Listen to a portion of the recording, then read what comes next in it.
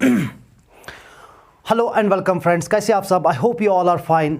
जो आज का टॉपिक हम कॉस्ट अकाउंटिंग से डिस्कस करने वाले हैं, that is our cost accounting और स्टेटमेंट ऑफ कॉस्ट।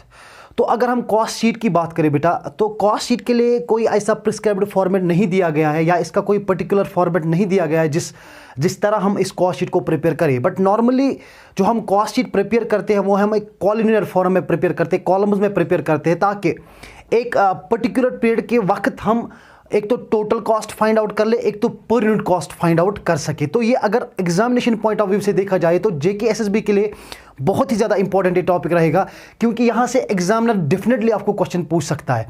तो बात अगर हम करें कॉस्ट शीट की, तो कॉस्ट शीट सिंपली इसका नाम ही दिया गया, cost sheet is a statement which help you to identify to calculate the cost of your manufacturing process. जितने भी हम मैन्युफैक्चरिंग कर रहे हैं या जितना भी हम मैन्युफैक्चर कर रहे हैं टिल टू सेल, जब हम उसको बेच देते हैं उस चीज़ को, तब तक कितना हमारा कॉस्ट जाता है, ये कॉस्ट शीट हमें मदद करता है उस चीज़ को प्रिपेयर करने में। सर क्यों हम कॉस्ट शीट को प्रिपेयर करें? What's the reason behind why we are preparing this cost sheet? बेटा सबसे बड़ा रीज़न, सबसे बड़ा logic why we are preparing this cost sheet, the best reason behind preparing the cost sheet is that, तो हम इस cost sheet को इसीलिए प्रिपेयर करेंगे ताकि हम कॉस्ट्स पे कंट्रोल करें। यानी कि हम हर एक चीज़ का टोटल कॉस्ट फाइंड आउट कर लेंगे यहाँ पे, और हर एक चीज़ का per unit cost find out कर लेंगे।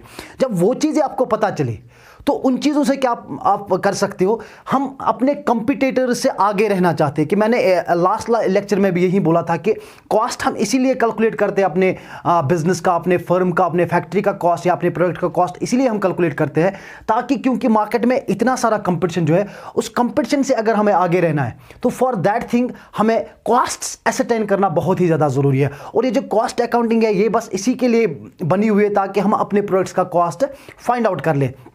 तो यहां पे हम अगर कॉस्ट कैलकुलेट कर रहे हैं, मानो कि हमने कोई स्टैंडर्ड कॉस्ट किसी चीज का 10 रुपए रखा, तो अगर कॉस्ट शीट करने के टाइम, यानी कि कॉस्ट शीट प्रिपेयर करने के टाइम हमें उस चीज में लग रहा है कि ये ज्यादा हो रहा है, तो हम वहां पे कॉस्ट्स के ऊपर थोड़ा सा कंट्रोल कर सकते हैं। चलिए आज आपको मैं सिखा दूंगा फॉर्मेट कैसे बनाया जाता है कॉस्ट शीट। तो उससे पहले जब हम कॉस्ट शीट की बात करते हैं तो हमारी जहन में सबसे पहली चीज और सबसे बड़ी चीज जो आती है वो हमारी आती है एक्सपेंस,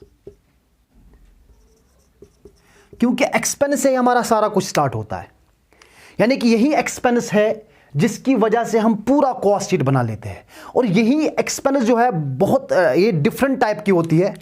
फॉर एग्जांपल कुछ एक्सपेंसेस हमारी ऐसी होती है जिनको हम डायरेक्ट एक्सपेंसेस के नाम से जानते हैं, ठीक है बेटा। और इसी में से, इन्हीं एक्सपेंसेस में से कुछ ऐसे एक्सपेंसेस है जिनको हम इनडायरेक्ट के नाम से जानते हैं, ठीक है बेटा। तो सर ये डायरेक्ट एक्सपेंसेस, ये जो फर्दर, यानी कि ये डायरेक्ट एक्सपेंसेस किस किस किस्म के हो सकते हैं? बेटा ये डायरेक्ट एक्सपेंसेस हमारे होते हैं, ये तो हमारा डायरेक्ट मटेरियल हो सकता है, ये हमारे डायरेक्ट लेबर होते हैं,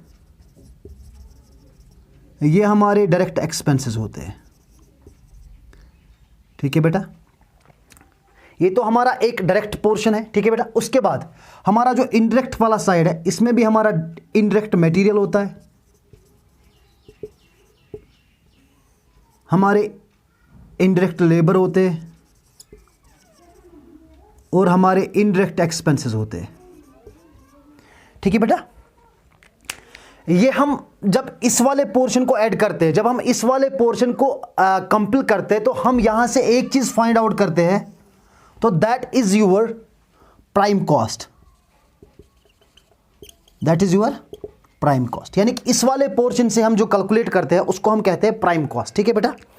तो रही बात इस वाले साइड से, तो ये वाला जो साइड हमारा है, इसको हम कलेक्टिवली अगर हम इसको ऐड कर लेंगे तो इसको हम कहते हैं सिंपली ओवरहेड्स।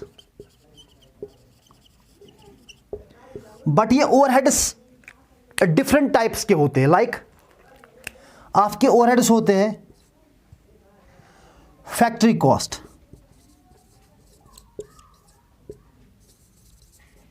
ठीक है बेटा।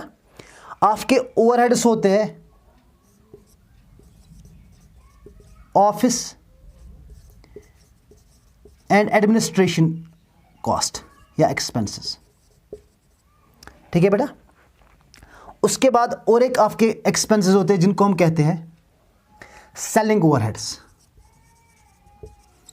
सेलिंग एक्सपेंसेस या सेलिंग ओवरहेड्स भी कहे, या सेलिंग एंड डिस्ट्रीब्यूशन एक्सपेंस। ठीक है बेटा, तो ये जो हमारे फैक्ट्री कॉस्ट है ये फर्दर होता है हमारा, ये मटेरियल टाइप हो सकता है, ये लेबर टाइप हो सकता है, ये आपका एक्सपेंस टाइप हो सकता है। ठीक है बेटा, इसी तरह ऑफिस के भी ये मटेरियल टाइप हो सकता है, ये आपका लेबर टाइप हो सकता है, ये आपका एक्सपेंस टाइप हो सकता है।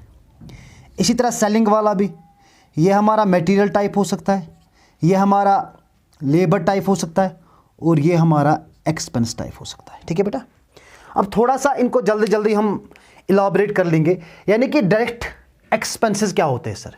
बेटा अगर आपने मेरा लास्ट लेक्चर देखा होगा, जो मैंने बेसिक इंट्रोडक्शन लेक्चर दिया है, तब मैंने यानी कि मैंने क्लासिफिकेशन ऑफ कॉस्ट जब आपको पढ़ाया, तो क्लासिफिकेशन ऑफ कॉस्ट में मैंने on the base of nature के हिसाब से आपको पढ़ाया था। तो नेचर में मैंने आपको बोला था two types of expenses are there, two types of cost are there, one is your direct, second one is your indirect.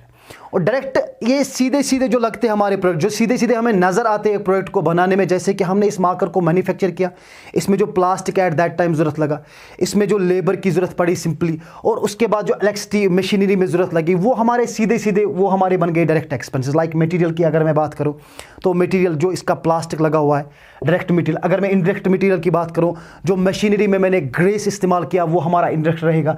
इसी तरह लेबर की मैं अगर बात करूँ, जिस लेबर ने इस मार्कर को मैन्युफैक्चर किया वो आपका डायरेक्ट लेबर बन गया, और इनडायरेक्ट लेबर आपको बन गया जो after completion of your product, चाहे वो सेल्स में आपको ज़रूरत पड़े, चाहे वो मार्केटिंग में आपको ज़रूरत पड़े, चाहे वो ऑफिस में आपको ज़रूरत पड़े, चाहे वो डिस्ट्रीब्यूशन में आपको ज़रूरत पड़े, तो वो हमारा इनडायरेक्ट लेबर बन गया।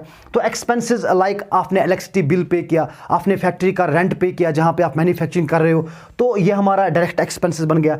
इनडायरेक्ट एक्सपेंसेस यानी कि जब हम यूनिट्स मैन्युफैक्चर करें, या जब हम यूनिट्स कहीं पे शोरूम पे रखते, तो वहाँ पे अगर कुछ हमने रेंट पे किया, तो उस वो रेंट आपका बन गया इनडायरेक्ट एक्सपेंसेस। ये कुछ डायरेक्ट एंड इनडायरेक्ट एक्सपेंसेस की मैंने बात की। तो इन जब हम डायरेक्ट इन तीन डायरेक्ट मटेरियल थिंग्स को ऐड करते, तो हमारा बन जाता है प्राइम कॉस्ट। सबसे पहले हम जो कैलकुलेट करते हैं उसका नाम क्या देते हैं हम, प्राइम कॉस्ट। उसके बाद मैंने बेटा बोला कि इनडायरेक्ट कॉस्ट क्या होता है। इनडायरेक्ट एक्सपेंसेस भी हमारे मटेरियल ही होते हैं, ये लेबर एंड ओवर। जब इन तीन चीज़ों को हम ऐड करते हैं, तो हमारा जो वहाँ से बन जाता है वो हमारा बन जाता है ओवरहेड्स। बट ये ओवरहेड्स फर्दर 3 किस्म के होते हैं। सबसे पहला हमारा फैक्ट्री कॉस्ट। फैक्ट्री कॉस्ट वो कॉस्ट होता है बेटा जो हमारे सीधे सीधे जब हम चीज़ों को मैन्युफैक्चर करते हैं, जब जो कॉस्ट हमें मैन्युफैक्चरिंग किया है, मैंने कि फैक्ट्री में इन्वॉल्व होता है, चाहे वो फैक्ट्री रेंट हो, चाहे वो फैक्ट्री इलेक्ट्रिसिटी बिल हो, चाहे वो लेबर की बात हो, चाहे कोई भी एक्सपेंस हो, क्योंकि वहाँ पे मटेरियल भी जितना होता है तो वो हमारे फैक्ट्री में ज़रूरत पड़ता है। जैसे कि मैंने फैक्ट्री कॉस्ट में बोला, आपका मटेरियल हो सकता है, आपका लेबर हो सकता है, आपका एक्सपेंसेस भी हो सकता है, यानी कि फैक्ट्री के अंदर। फिर उसके बाद ऑफिस में, ऑफिस में आपका मटेरियल जैसे कि स्टेशनरी, आपका कंप्यूटर, आपका पेंसिल, आपका रबर एंड ऑल दैट, वो आपका ऑफिस, या आपका लेबर हो सकता है। ऑफिस में कोई क्लर्क होगा, कोई अकाउंटेंट होगा, कोई मार्केटिंग स्टाफ होगा, तो वो आपका सिंपली कहाँ पे आएगा, ऑफिस एंड एडमिनिस्ट्रेशन एक्सपेंसेस में। तो सेलिंग एक्सपेंसेस यहाँ पे जो ऊपर एक्सपेंसेस होते हैं, फॉर एग्जांपल हम अपने कंप्यूटर का वो जो रिफ़िल करते हैं, इंक रिफ़िल करते हैं, तो उसमें जो एक्सपेंसेस जाते हैं, या कभी कभार हम कुछ ऐसे एक्सपेंसेस बियर करते हैं जो छोटे छोटे होते हैं, तो वो भी आपके ऑफिस एक्सपेंसेस बन जाते हैं। तो सेलिंग एंड डिस्ट्रीब्यूशन एक्सपेंसेस की अगर मैं बात करूँ, तो सेलिंग एंड डिस्ट्रीब्यूशन एक्सपेंस में भी मटीरियल एक्सपेंस होते हैं। लाइक फॉर एग्जाम्पल मटीरियल में हम सिंपली, अगर आपने देखा होगा, सेलिंग में हम डिस्ट्रीब्यूट करते हैं सैम्पल्स, यानी कि इन द फॉर्म ऑफ जैसे कि MR सैंपल डिस्ट्रीब्यूट करते हैं ताकि हम अपने प्रोडक्ट को दिखाएं उनको, या ब्रोचर्स हम देते हैं। सेकंड थिंग, सेलिंग में लेबर, कभी कभार फॉर एग्जांपल कोई कंपनी को कुछ पेमेंट रिसीव करनी होती है किसी कस्टमर से, किसी क्लाइंट से, तो फॉर एग्जांपल अगर मुझे किसी क्लाइंट से मान लो कि 5,000 कलेक्ट करनी है, तो फॉर एग्जांपल अगर वो आपको ट्रांसफ़र नहीं कर सकता, यानी कि ऑनलाइन पे नहीं कर सकता, तो हम अपने एक लेबर को वहाँ पे, अपने एक बंदे को वहाँ पे भेजते हैं। जब वो बंदा वहाँ पे मनी कलेक्ट करने के लिए जाता है, तो हम इस बंदे को पे करते हैं। जो कलेक्टर हमारा होता है, हम उसको पे, एक्चुअल में हमें रिसीव करना है 5,000 ही, बट उसी 5,000 में फिर हमें क्या पे करना पड़ता है, जो हमारा कलेक्टर ऑफ मनी होता है, तो वो हमारा बन गया सेलिंग एक्सपेंसेस भी आता है वो, यानी कि कलेक्टिंग एक्सपेंसेस। और हमारे एक्सपेंसेस होते हैं जैसे कि हम कहीं पे गुड्स डिस्प्ले करवाते हैं, या कहीं पे जो सेलिंग पेट्रोल की खर्ची होती है, या बाकी ऑयल खर्चीज होती है, या कैरेज खर्चीज होती है, जो हम अपने सेलिंग स्टाफ को प्रोवाइड करते हैं। ठीक है बेटा, ये कुछ हमारी एक्सपेंस है। अब इसी के बेसिस पे हमारा कॉस्ट शीट जो है वो प्रिपेयर हो जाएगा, क्योंकि ये मैंने लास्टली भी आपको डिफाइन किया था। तो मैंने आपको बोला था, जब हमने क्लासिफिकेशन ऑफ कॉस्ट पढ़ रहे थे, तो मैंने आपको बोला था classification on the base of function के हिसाब से, जब मैंने आपको बोला था ऑन द बेसिस ऑफ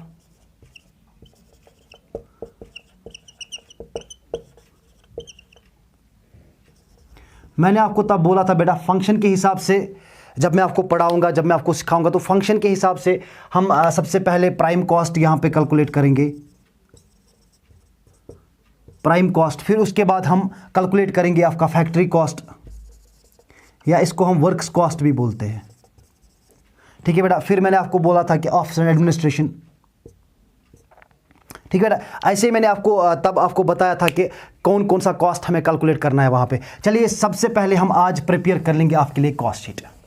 तो ये आपकी क्लासिफिकेशन भी है, तो ये आपका प्रैक्टिकल एस्पेक्ट भी है। मैंने सोचा कि दोनों साथ साथ हमारे हो जाएंगे, एक तो हमारा प्रैक्टिकल भी हो जाएगा और एक तो आपका क्लासिफिकेशन भी आपको अंडरस्टैंड हो जाएगा कि कैसे हम कॉस्ट्स को क्लासीफाई करते हैं on the basis of function, ठीक है बेटा। चलिए सबसे पहला जब हम कॉस्ट शीट प्रिपेयर करते हैं तो मैंने आपको बोला कि कॉस्ट शीट के लिए कोई हमारा पर्टिकुलर या कोई प्रिस्क्राइब्ड फॉर्मेट नहीं दिया गया है। तो हम अगर कॉस्ट शीट को प्रिपेयर कर रहे हैं वो हम एक कॉलिनियर फॉर्म में प्रिपेयर करते हैं, कॉलम्स में प्रिपेयर करते हैं, ताकि हम एक कॉलम आपको टोटल कॉस्ट फाइंड आउट करके देगा, दूसरा कॉलम आपको फाइंड आउट करके देगा पर यूनिट कॉस्ट, ताकि उनसे क्या हमें पता चले कि हम कॉस्ट्स के ऊपर कंट्रोल कर सके। Otherwise there is no prescribed format for preparing a cost sheet. But exam में आप इतना याद रख लीजिएगा, जो चीज़ें मैं यहाँ पे हाईलाइट कर लूंगा वो बेटा एग्जाम में आपको पूछा जा सकता है कि how to calculate prime cost. If you have to calculate prime cost you have to go for the direct expenses. But कुछ ऐसे डायरेक्ट एक्सपेंसेस है जो मटेरियल के साथ साथ, जो लेबर के साथ साथ कुछ और ऐड होने वाले हैं, वो मैं यहाँ पे आपको सिखाऊंगा।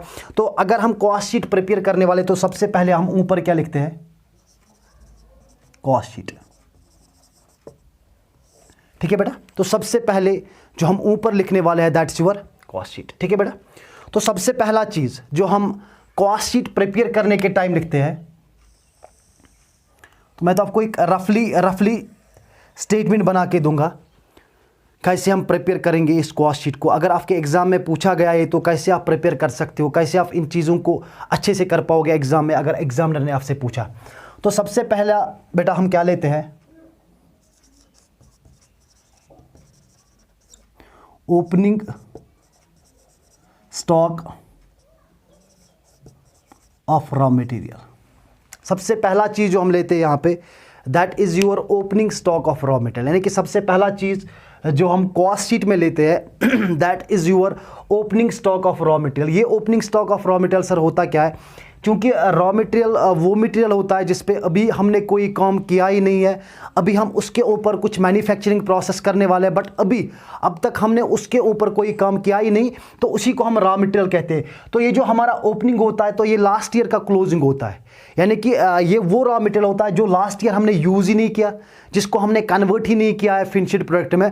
तो अगर कुछ लास्ट ईयर का बचा होगा तो वो इस साल हमारा बनेगा क्लोजिंग, ओपनिंग बनेगा। अगर लास्ट का कोई क्लोजिंग होगा तो इस साल हमारा क्या बनेगा, ओपनिंग। आपको एग्जाम में अगर इस किस्म का क्वेश्चन आएगा तो वहां पे लिखा होगा opening stock of raw material. तो मैं आपको फॉर्मेट के हिसाब से आपको बता दूंगा किस चीज़ को कहाँ पे एडजस्ट करना है ताकि आप अपने मकसद पे पहुंच जाओगे, क्योंकि एग्जामिनर तो वहां पे सारा बड़ा क्वेश्चन नहीं फेंक सकता है, क्योंकि एग्जाम में अगर उसने इतना बड़ा क्वेश्चन दिया आपको तो हम नहीं कर पाएंगे, क्योंकि हमारे पास उतना टाइम नहीं होता है। एक क्वेश्चन के लिए नॉर्मली हमारा 1 मिनट होता है, तो हम क्या करेंगे, वहां पे हमें क्वेश्चन पूछा जा सकता है just from the above information calculate prime cost. तो प्राइम कॉस्ट कैलकुलेट करने के लिए आपको क्या याद रखना है, बस आप ये ध्यान में रखिए, ठीक है बेटा। तो दूसरा चीज जो हम इसमें ऐड करते हैं,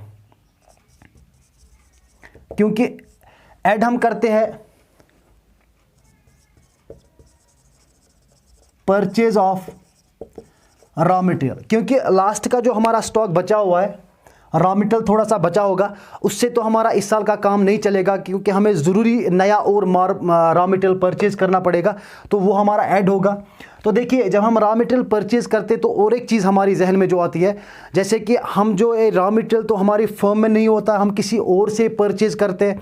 जब हम और से परचेज करेंगे तो फॉर एग्जांपल मान लो कि हमने ये रॉ मटेरियल 1000 रुपये पे परचेज किया, तो ये तो 1000 पे ही नहीं पहुंच जाएगा हमारी फैक्ट्री में, तो इसके ऊपर कुछ खर्चे और लग जाएंगे जिनको हम ट्रांसपोर्ट एक्सपेंसेस, और मैं यहां पे लिख लूं add freight,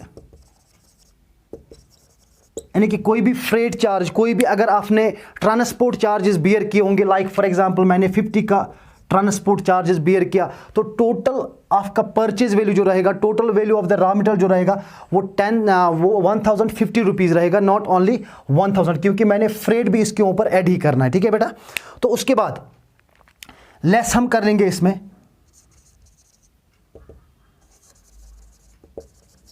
closing stock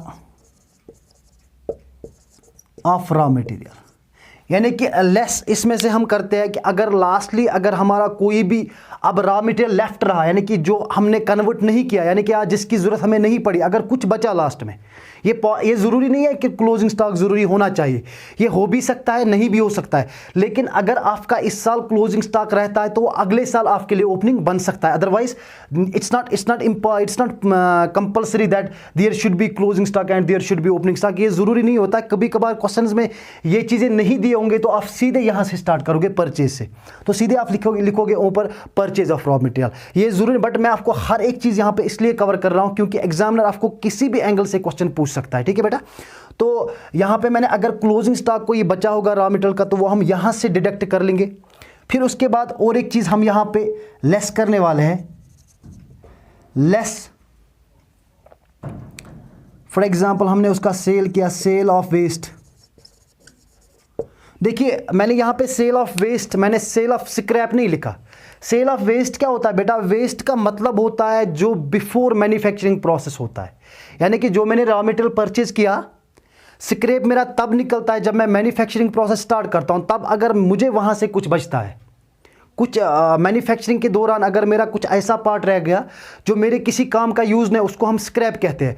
but waste हमारा होता है कि अगर आपने देखा होगा कि फॉर एग्जांपल हम कोई कंटेनर होता है हमारा, या फॉर एग्जांपल अगर आप शीशे वाले के पास गएंगे तो जब उसके पास शीशे आते तो उसका एक फ्रेम वाला लकड़ी का फ्रेम आता है, तो वो शीशे वाले के लिए वेस्ट होता है उसके लिए, बट किसी और के लिए वो यूज़फुल होता है। तो शीशा वाला क्या करेगा, जो वो वेस्ट उसके लिए वो उसको बेच देगा। फॉर एग्जांपल जैसे कि अभी उसने रॉ मटेरियल कितने में परचेज किया, 1050 में, मानो कि इसने वेस्ट सेल आउट किया 20 में, तो अगर मैं बोलूं उसने टोटल रॉ मटेरियल जो परचेज किया वो कितने में किया होगा, फिर वो 1030 पे ही किया, क्योंकि जो उसका वेस्ट बचा था वो उसने सेल आउट किया, वहां से उसको 20 रुपीज़ का मूल्य, यानी कि उस वेस्ट से उसने 20 रुपीज़ अर्न किए, तो वो टोटल सेल से डिडक्ट हो जाएगा। जितना हमने टोटल परचेज किया है उससे वो उतना अमाउंट डिडक्ट हो जाएगा, तब हम कह सकते हैं कि हमने असल में माल कितने में लाया, 1030 पे। ठीक है बेटा। तो ये मैं समझाने के लिए आपको बोल रहा हूँ, अभी हम प्रैक्टिकल कर रहे हैं, बस आपको फॉर्मेट सिखा रहा हूँ मैं। ठीक है बेटा। तो अगर सेल होगा कोई वो वेस्ट का तो ये करेंगे, तो फिर और क्या चीज़ करेंगे सर, और हम ऐड करने वाले हैं, हम करने वाले हैं डायरेक्ट लेबर।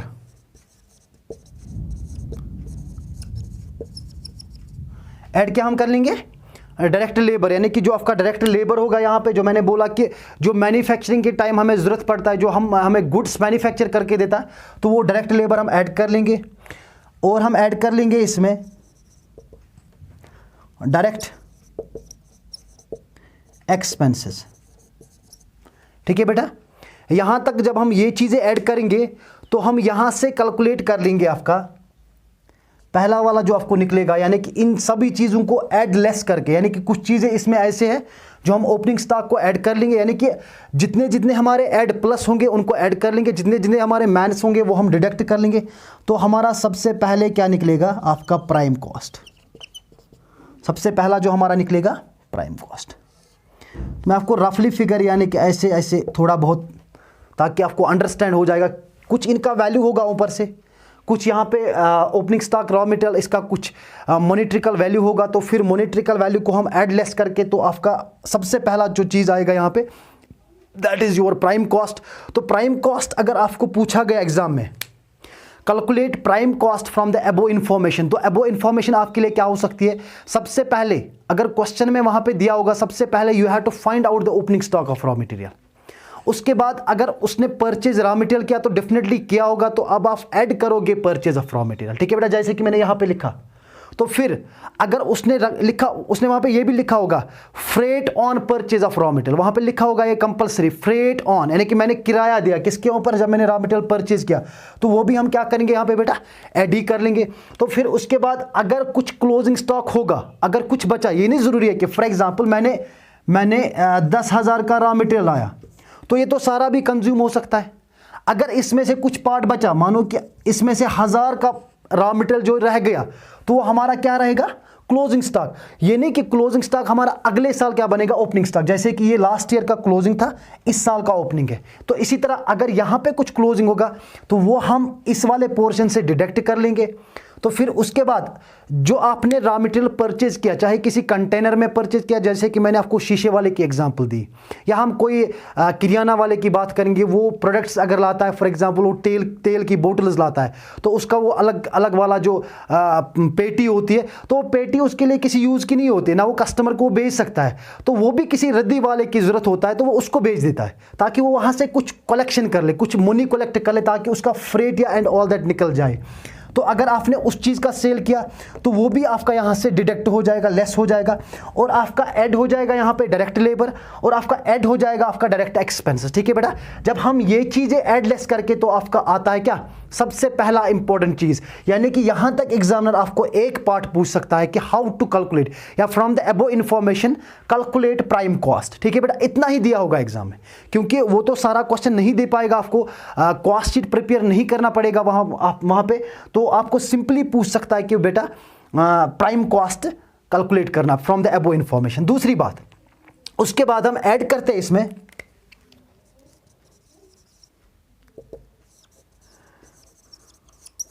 फैक्ट्री, इसमें हम ऐड करते हैं फैक्ट्री ओवरहेड्स। इसमें हम क्या ऐड करते हैं, factory overheads. Sir factory overheads क्या होते हैं हमारे, ये हमारे होते हैं इनडायरेक्ट मटेरियल, या आपका इनडायरेक्ट मटेरियल होता है, या आपका इनडायरेक्ट लेबर होता है, और ये आपके इनडायरेक्ट एक्सपेंसेस होते हैं। और एक चीज़ यहाँ तक याद रखिए, प्राइम कॉस्ट तक हमारे सारे डायरेक्ट एक्सपेंसेस आएंगे, जितने भी हमारे डायरेक्ट एक्सपेंसेस थे वो कहाँ तक आएंगे बेटा, प्राइम कॉस्ट तक। उसके बाद जितने भी हमारे इनडायरेक्ट एक्सपेंसेस रहे, इनडायरेक्ट मीन्स कि ये वाला पोर्शन, यानी कि ये वाला पोर्शन तो यहाँ प्राइम कॉस्ट तक खत्म हुआ, इसके बाद कोई आपका डायरेक्ट नहीं आने वाला है, बस आपके क्या आएंगे, आपके जितने भी आएंगे वो आपके आएंगे इनडायरेक्ट ही सारे। ठीक है बेटा, तो उसके बाद ठीक है बेटा, तो अब यहाँ पे देखिए, और एक चीज़ जो मेरे जहन में आता है वो हम उस चीज़ को यहाँ पे ऐड कर लेंगे, एडजस्ट कर लेंगे। जैसे कि अब हमारा मैन्युफैक्चरिंग प्रोसेस स्टार्ट हुआ, मैंने अभी आपको दो चीज़ों की बात, दो चीज़ें बोले थे, एक तो मैंने वेस्ट बोला था और एक मैंने स्क्रैप बोला था। मैंने बोला स्क्रैप हमारा तब निकलता है जब हम मैन्युफैक्चरिंग प्रोसेस स्टार्ट करते हैं, और वेस्ट हमारा तब निकलता है जब हमने मैन्युफैक्चरिंग प्रोसेस स्टार्ट नहीं किया। और फैक्ट्री में डेफिनेटली जब हम फैक्ट्री की बात करते हैं तो वहां पे हमने मैन्युफैक्चरिंग प्रोसेस स्टार्ट किया, तो वहां पे हमारा वेस्ट नहीं निकलेगा, वहां पे हमारा क्या निकलेगा, स्क्रैप। फॉर एग्जांपल वहां पे अगर आपका कुछ स्क्रैप निकला तो वो बेटा हम यहां से लेस कर लेंगे, तो हम यहां पे लिखेंगे सेल ऑफ स्क्रैप। तो यहां पे क्या हम लिख लेंगे, अगर कुछ बचा होगा, अगर नहीं बचा होगा, नॉर्मली कुछ ऐसे चीज़ें होती है जहां पे हमारा स्क्रैप निकलता है तो हम उस स्क्रैप को क्या करेंगे, सेल आउट कर लेंगे। ठीक है बेटा, जैसे कि अगर आप स्टील फैक्ट्री में जाते हो तो वहां पे छोटे छोटे जो स्टील के टुकड़े होते हैं, तो फिर वो कंपनी के किसी काम के नहीं होते, तो फिर कंपनी उनको एज एन स्क्रैप की तरफ बेचती है। या कहीं पर अगर आप कबाड़ी के पास जाओगे, कुछ ऐसे स्क्रैप्स होते हैं, कुछ छोटे छोटे पार्ट्स होते हैं जो तो उसके किसी काम के नहीं, फिर उनको हम सेल आउट करते हैं, that will be the scrap. But ये मैन्युफैक्चरिंग के बाद हमारा निकलता है। ठीक है बेटा, तो स्क्रैप को अगर सेल आउट किया तो यहां से जो आपको निकलेगा, मैं यहां पे इसको सेकंड लिख लूंगा, that's your gross factory cost. Gross factory, that will be your gross factory cost. तो या इसको हम वर्क्स कॉस्ट भी कह सकते हैं, ग्रॉस फैक्ट्री कॉस्ट, क्योंकि अभी आपका ये नेट नहीं निकला, तो अभी इसमें से कुछ और चीज़ें ऐड और लेस होने वाले हैं। ठीक है, ऐड क्या होगा, और इसमें आपका ऐड होगा, अगर आपका ऐड होगा कोई भी opening stock of work in progress, यानी कि अगर लास्ट ईयर का कुछ आपका सेमी फिनिश्ड रहा, जो लास्ट ईयर हम कंप्लीट नहीं कर पाए, यानी कि हमने कोई चीज़ मैन्युफैक्चर करना था बट हम कंप्लीट ना कर पाए, तो वो हमारा क्या रह गया, वर्क इन प्रोग्रेस। अभी लास्ट ईयर का तो इस साल हम कंप्लीट कर लेंगे। मान लो कि हमने 1000 पेन्स लास्ट किया, 100 पेन्स हमारे ऐसे थे, उनमें से कुछ अभी मैन्युफैक्चरिंग प्रोसेस बचा है, वो अभी कंप्लीट नहीं हुए, पहले हम उनको कंप्लीट कर ले। Yes sir. तो यहाँ पे सबसे पहले हम क्या करेंगे, अगर वो कुछ था लास्ट का तो इस साल का क्या बनेगा, ओपनिंग, वो तो हम इसमें ऐड कर लेंगे, वर्क इन प्रोग्रेस। तो लेस कर लेंगे, यहां से हम लेस हम कर लेंगे closing stock of work in progress. यानी कि अगर आपका इस साल क्लोजिंग, यानी कि कुछ ऐसे यूनिट्स बचे जिनके ऊपर आप काम कर रहे थे बट आपका पीरियड खत्म हो गया, आप वो छूट गए आपसे, यानी कि वो मान लो कि वो भी 1000 यूनिट्स थे या वो भी 100 यूनिट्स थे आपके, जो जिनमें अभी कुछ प्रोडक्शन प्रोसेस फर्दर है, तो वो हमें रह जाएंगे अगले साल के, तो वो आपका रहेगा इस साल क्लोजिंग। तो यहां से जो आपको निकलेगा that will B your third one, वो आपको आएगा नेट वर्क्स कॉस्ट, वर्क्स और फैक्ट्री कॉस्ट बेटा, ठीक है, वर्क्स और फैक्ट्री कॉस्ट, ये तो अब आपका नेट आएगा। देखिए अब और एक बात है, जैसे कि अब एग्जाम में ये नहीं ज़रूरी है कि वहाँ पे opening stock of work in progress होगा या क्लोजिंग स्टॉक, ये पॉसिबल है भी और नहीं भी है, ज़रूरी नहीं है, ये कोई कंपलसरी नहीं है, ये बच भी सकता है, नहीं भी बच सकता है, बट मैं आपको हर एक चीज़ आसान करके दे रहा हूँ ताकि आपको हर एक चीज़ पे नज़र रहे। जब आप एग्जामिनेशन में बैठोगे, जब आप पेपर को देखोगे, तो पेपर में अगर इसने ये चीज़ें पूछे और अगर मैं यहाँ पे ना बताऊँ आपको, तो आप एग्जाम में कंफ्यूज हो जाओगे इन चीज़ों को क्या करना है। तो जब ये चीज़ें नहीं होंगे तो आपका ग्रॉस नहीं निकलेगा, आपका सीधे निकलेगा क्या, नेट। यानी कि ये जो मैंने यहाँ पे ग्रॉस निकाला वो आपका सीधे क्या निकलेगा, नेटवर्क्स कॉस्ट। बट अगर ये चीज़ें उसने दिए हैं, यानी कि ये भी पॉसिबल है, कुछ स्क्रैप भी नहीं निकला तो ये भी लेस नहीं होगा, फिर वहाँ पे लिखा होगा अगर सेल ऑफ स्क्रैप तो कहाँ पे एडजस्ट करना, अगर सेल ऑफ वेस्ट तो कहाँ पे एडजस्ट करना, ये आपको जहन में रखना है, क्योंकि एग्जामिनर यही चीज़ें आपको एग्जाम में पूछ सकता है, क्योंकि इन्हीं चीज़ों पे एग्जामिनर आपको पकड़ लेता है।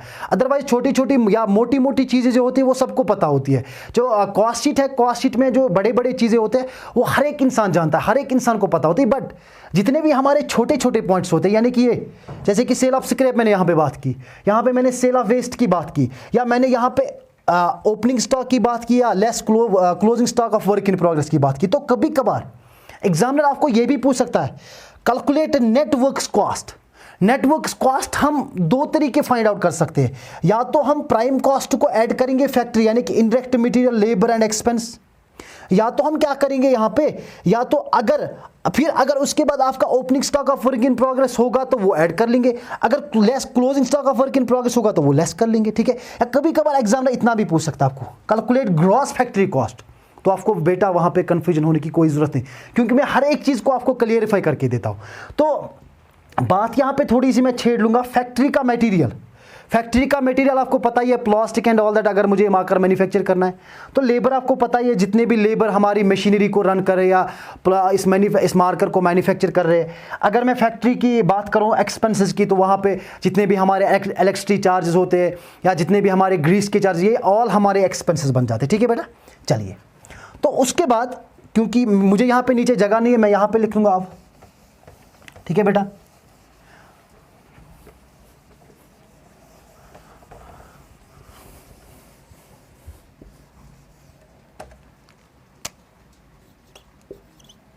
ठीक है बेटा, तो चलिए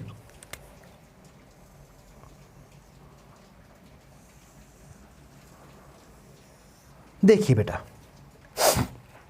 तो लास्ट वन जो मेरा निकला है वो मेरा निकला है नेट वर्क्स कॉस्ट, यानी कि मैं थोड़ा सा इसको हाईलाइट कर लो यहाँ पे, नेट वर्क्स कॉस्ट, या इसको हम फैक्ट्री कॉस्ट से भी जानते हैं, ठीक है बेटा। तो मान लो कि आपका एक्स फैक्टर निकला, ठीक है बेटा। तो उसके बाद जो हम इसको अब ऐड करने वाले हैं दैट इज यूअर ऐड, हम इसको कर लेंगे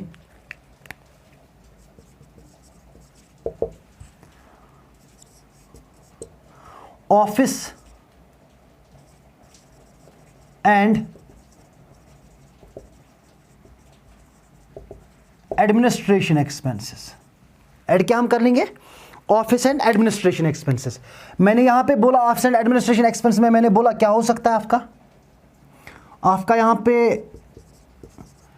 इनडायरेक्ट मटेरियल हो सकता है, आपका लेबर हो सकता है, और आपके एक्सपेंसेस हो सकते हैं। अगर मैं ऑफिस की बात करूं, कि हालांकि अगर मैं ऑफिस की बात करूं तो ना ऑफिस वाले हमारे मैन्युफैक्चरिंग में कोई काम करते हैं, तो ना ये सेलिंग, जब हम चीज़ों को बेचते हैं तब ये काम करते हैं। इनका बस एक मिडिल पोर्शन काम होता है। बस क्या फिर इस ऑफिस को डालना ज़रूरी है? बेटा देखिए, अगर हमारा ऑफिस नहीं होगा तो ना हम कस्टमर फोर्स को हैंडल कर पाएंगे, क्योंकि यही एक जगह होती है जहां से हम डिसीजन मेकिंग लेते हैं। और बिजनेस के लिए डिसीजन मेकिंग सबसे बड़ा इंपॉर्टेंट है as compare to manufacturing goods and selling goods. बस यही ये काम करेंगे, इन्होंने कितने गुड्स बनाए और सेलिंग वाले कितने बेच रहे हैं, ये इंपॉर्टेंट चीज़ देखना है। क्योंकि ये कौन काम करेगा? ये वाले। अब मटेरियल इनका क्या हो सकता है?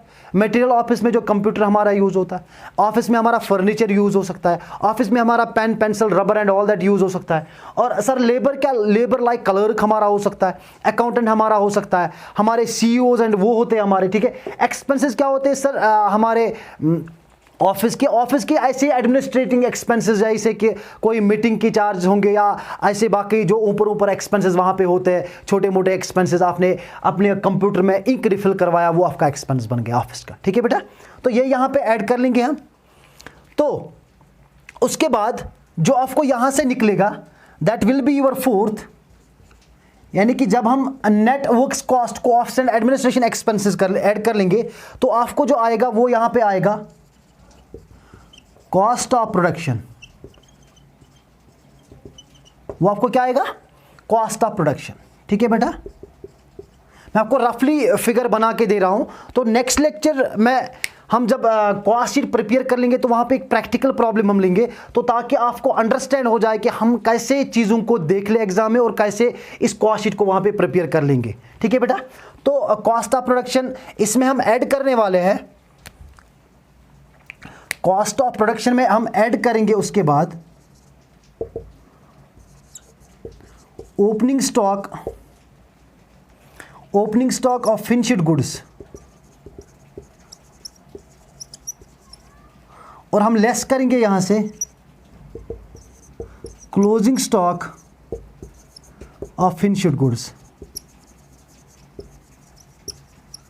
ठीक है बेटा। अब देखिए, कॉस्ट ऑफ प्रोडक्शन का मतलब यहां पे कि मैंने जो प्रोडक्शन किया उसमें टोटल कॉस्ट कितना चला गया मेरा, ठीक है बेटा। यानी कि यहां तक हम सारी चीज़ों को ऐड करते आए, फिर हमें निकला यहां पे कॉस्ट ऑफ प्रोडक्शन।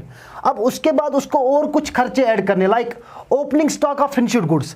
अगर लास्ट ईयर मैंने मान लो कि 1000 यूनिट्स मैन्युफैक्चर किए थे, 1000 में से 100 यूनिट्स विदाउट सेल पड़े थे, यानी कि मैं उनको बेच नहीं पाया, तो सबसे पहले मैं उन प्रोडक्ट्स को सेल आउट कर लूंगा इस साल। तो मैंने उन चीज़ों को ऐड किया। ओपनिंग स्टॉक, मान लो कि ओपनिंग स्टॉक लास्ट ईयर का था 1000, ठीक है बेटा। फॉर एग्जांपल 100 यूनिट्स थे या 1000 यूनिट्स मेरे टोटल रह गए अब जो मुझे इस साल बेचने हैं। अब इसमें से मान लो कि कुछ अगर मेरा स्टॉक बचा तो मैं डिडक्ट कर लूँगा। मान लो कि 100 यूनिट्स बचे मेरे, तो मैं डिडक्ट कर लूँगा, यानी कि कुछ जो लास्ट ईयर का बचा है वो ऐड कर लेंगे अगर मैं सेल आउट ना कर पाया। और at the end of this completing year, जो मैं इस साल के बाद अगर कुछ प्रोडक्ट्स ना सेल हुए तो वो मैं यहाँ से डिडक्ट कर लूँगा, ठीक है बेटा।